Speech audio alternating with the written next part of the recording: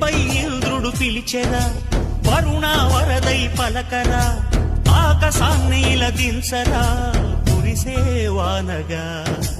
మారని యాతన తీర్చగా, మాతల రాతలు మార్చగా, ఈ జలయజ్ఞము సాక్షిగా తలనే వంచరా. మహారాజు తాని సమిధల్లి మారి నిలువెల్లా వెలిగెరా, భోగాన్ని విడిచి త్యాగాన్ని వలచి తాపసిగా నిలిచెరా. జనక్షేమమే తన సంకల్పముగా, తన ఊపిరి హోమజ్వాలలుగా, స్వర్గాన్నే శాసించెనులా, అమృతమును ఆహ్వానించెనులా.